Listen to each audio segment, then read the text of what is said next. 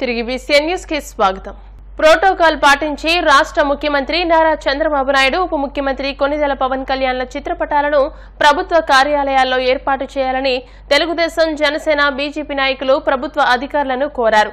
ఈ సందర్భంగా ఏలూరు జిల్లా చింతలపూడి ఎంపీడీఓ కార్యాలయంలో ఎంపీపీ ఛాంబర్లో మాజీ ముఖ్యమంత్రి జగన్మోహన్ రెడ్డి చిత్రపటాన్ని ఎన్డీఏ కూటమి నాయకులు దగ్గరుండి తొలగించి చంద్రబాబు, పవన్ కళ్యాణ్ల ఫోటోలను ఏర్పాటు చేశారు. ఈ కార్యక్రమంలో తెలుగుదేశం పార్టీ నాయకులు తులిమిల్లి విజయ్ భాస్కర్, నామవరం సర్పంచ్ వెంకటేశ్వరరావు, చేకూరి అంకమ్మరావు, జనసేన పార్టీ మండల అధ్యక్షులు చీదరాల మధుబాబు, గంగవల్లి శ్యామ్ శేఖర్, తిమ్మిరెడ్డిపల్లి సర్పంచ్, ఎన్డీఏ కూటమి నాయకులు పాల్గొన్నారు. గౌరవ ముఖ్యమంత్రి వర్యులు నారా చంద్రబాబు నాయుడు గారు, అలానే డిప్యూటీ సీఎం గా పవన్ కళ్యాణ్ గారు పాలన స్టార్ట్ చేసి నెల రోజులు కావస్తున్నప్పటికీ గవర్నమెంట్ సిస్టమ్ అనేది ఒకటి ఉంటది. ఆ సిస్టమ్ ప్రకారం ప్రోటోకాల్ పాటించాలనే కనీస మర్యాదను విస్మరించి మా గవర్నమెంట్ లో ఉన్న ప్రజాప్రతినిధులందరూ ఆ ప్రోటోకాల్ ని గౌరవించి మాత్రమే స్థానిక ఎంపీపీ, జడ్పీటీసీ గారిని కూడా ఆ కార్యక్రమంలో ఇన్వాల్వ్ చేయడం జరిగింది. కానీ ఆ కనీస మర్యాదని మర్చిపోయి ప్రభుత్వ కార్యాలయం అయిన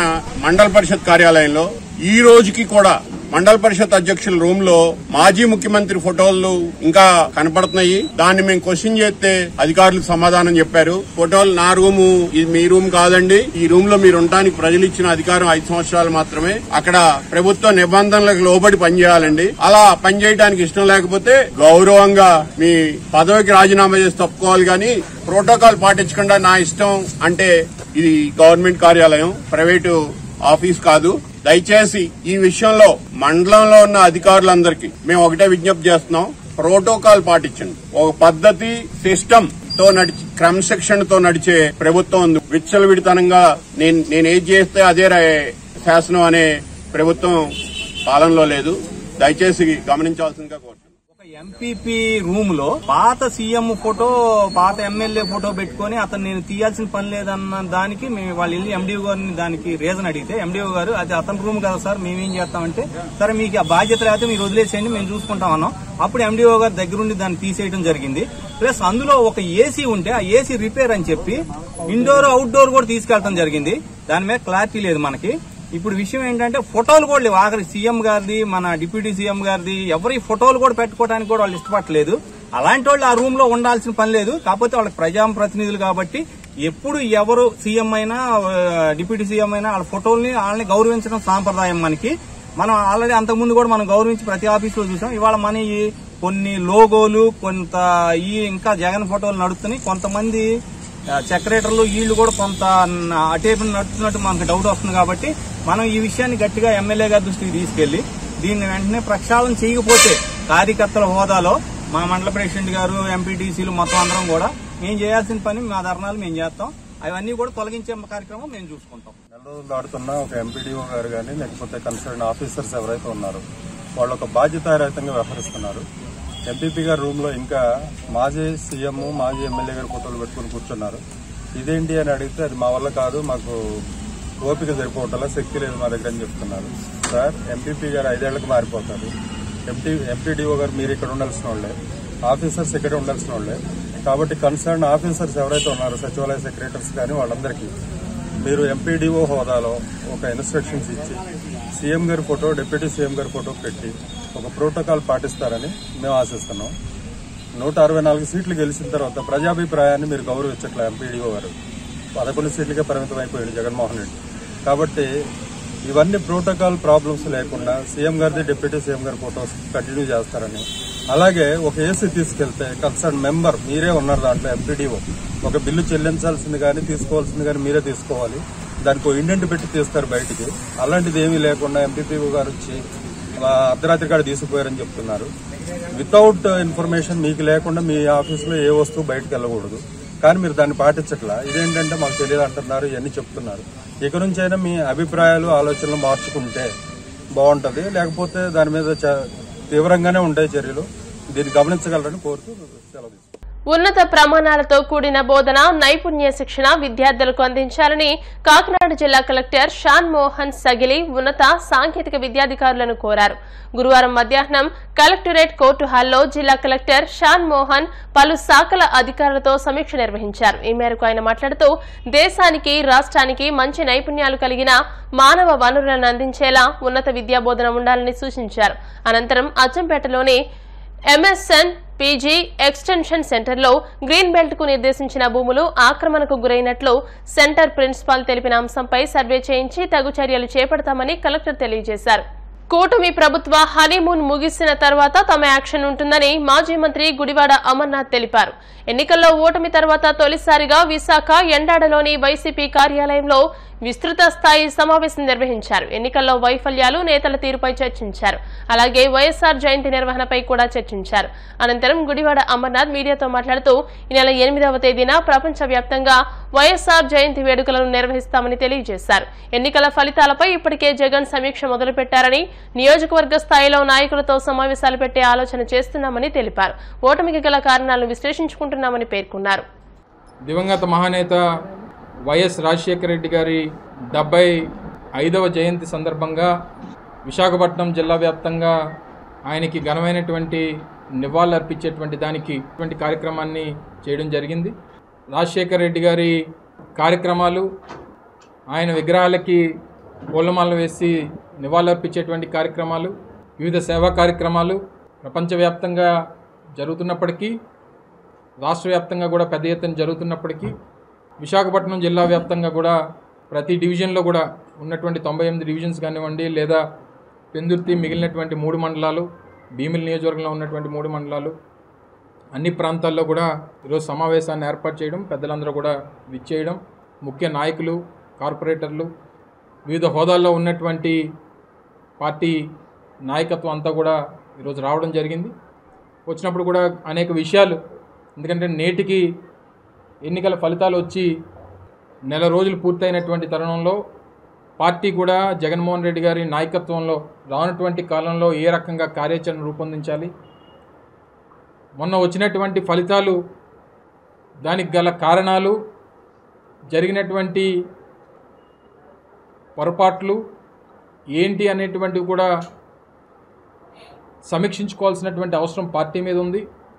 దానికి సంబంధించి కూడా పెద్దలు, పార్టీ అధ్యక్షులు జగన్మోహన్ రెడ్డి గారి నేతృత్వంలో ఇప్పటికే పార్టీ నాయకత్వం అంతా కూడా వారిని ఎప్పటికప్పుడు వారిని కలుస్తూ ఉంది, వారి అభిప్రాయాలు తెలియజేసేటువంటి కార్యక్రమం చేస్తూ ఉన్నారు. నిన్ననే జగన్మోహన్ రెడ్డి గారు కూడా విజయవాడ రావడం, ఈరోజు నెల్లూరు పర్యటనకి వారు వెళ్ళడం, మా పార్టీ మాజీ శాసనసభ్యుల్ని వారిని కలవడానికి వెళ్తూ ఉన్నారు. అలాగే వచ్చే వారం నుంచి కూడా పార్టీ నాయకత్వాన్ని కూడా ఎక్కడికక్కడ కలిసి పార్టీ పెద్దల తాలూకా ఆలోచన కూడా ప్రతి జిల్లాలో కూడా కొన్ని సమావేశాలని, విస్తృత స్థాయి సమావేశాలు నియోజకవర్గ స్థాయిలో నిర్వహించి వారితో నేరుగా జగన్మోహన్ రెడ్డి గారు చర్చించేటువంటి దానికి కూడా కార్యక్రమాలు రూపొందిస్తే బాగుంటుంది అనేటువంటి ఒక అభిప్రాయాన్ని పార్టీ నాయకత్వం కూడా ఆలోచన చేస్తూ ఉంది. సో డెఫినెట్గా రానున్నటువంటి కాలంలో ప్రజల పక్షాన, ఎందుకంటే ఇప్పుడు గడిచినటువంటి నెల రోజులు ప్రభుత్వం పరిపాలన గురించి కానీ లేదా ఇతర అంశాల గురించి ఇప్పుడు మాట్లాడడం అనేటువంటిది సమంజసం కాదు. వారికి ఇంకో మరో 4-5 నెలలు కాస్త హనీమూన్ పీరియడ్ అనేటువంటిది వారికి ఇవ్వాల్సినటువంటి బాధ్యత ప్రతి ఒక్కరి మీద ఉంది. కానీ ఎక్కడికక్కడ ప్రశ్నించేటువంటి, ప్రజల తరపున ప్రజల పక్షాన ఎప్పుడు ఏ పొరపాటు చేసినా దాన్ని ప్రశ్నించేటువంటి బాధ్యత ప్రజల పక్షాన వైఎస్ఆర్ కాంగ్రెస్ పార్టీ తీసుకుంటుంది జగన్మోహన్ రెడ్డి గారి నాయకత్వంలో. ఒంగోలు జిల్లాలోని వెలిగొండ ప్రాజెక్టు పునరావాస కాలనీల్లో పనులపై దృష్టి పెడతానని కలెక్టర్ తమీం అన్సారియా పేర్కొన్నారు. కలెక్టర్గా బాధ్యతలు స్వీకరించిన అనంతరం మొదటిసారిగా మార్కాపురం వచ్చిన సందర్భంగా ఆమె సబ్ కలెక్టర్ కార్యాలయంలో మీడియాతో మాట్లాడుతూ వెలిగొండ ప్రాజెక్టు గురించి తెలుసుకునేందుకు వచ్చినట్టు తెలిపారు. వెనుకబడిన మార్కాపురం ప్రాంత అభివృద్ధిపై ప్రత్యేకంగా దృష్టి సారించాలని కలెక్టర్ తమీం అన్సారియాకు ఎమ్మెల్యే కందుల నారాయణరెడ్డి విజ్ఞప్తి చేశారు. ప్రధానంగా నియోజకవర్గంలో నెలకొన్న తాగునీటి సమస్య గురించి వివరించారు.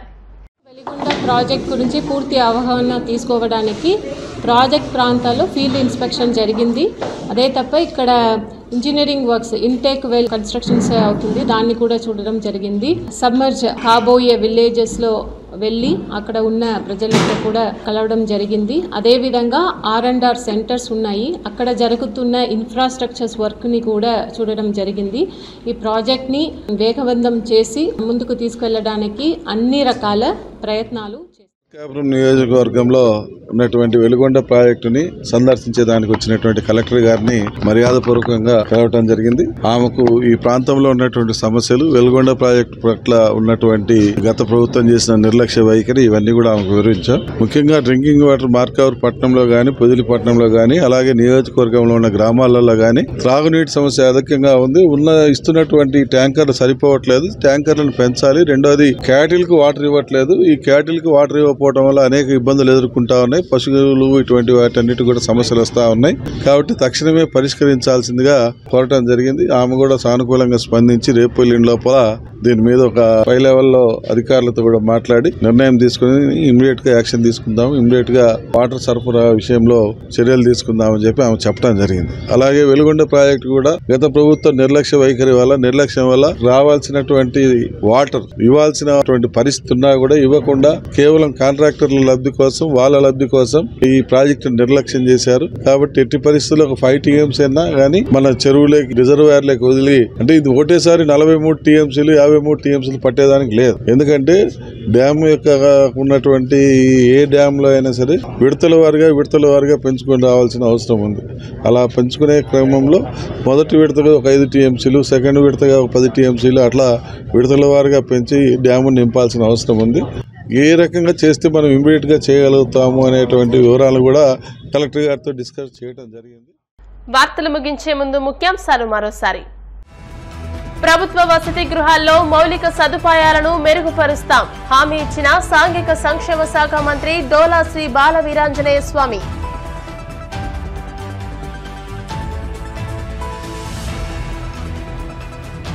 ఈ నెల 8వ తేదీన రాష్ట్ర వ్యాప్తంగా వైఎస్ఆర్ జయంతి జయప్రదం చేయాలని పార్టీ కేడర్కు పిలుపునిచ్చిన మాజీ మంత్రి పేర్ని నాని.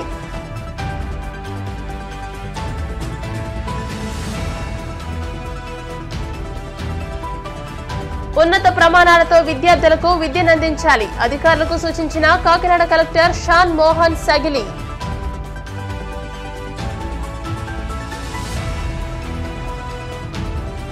విశాఖ జిల్లా ఎండాడలో వైసీపీ కార్యకర్తల విస్తృత స్థాయి సమావేశం. కూటమి ప్రభుత్వ హనీమూన్ ముగిసిన తర్వాత మా యాక్షన్ ప్లాన్ ఉంటుందన్న మాజీ మంత్రి అమర్నాథ్. ఈ వార్తలు ఇంతటితో సమాప్తం. మరిన్ని వార్తల కోసం BCN digital YouTube channel, Facebook page ని ఫాలో అవ్వండి. అప్డేటెడ్ వార్తల కోసం ప్లీజ్ సబ్స్క్రైబ్.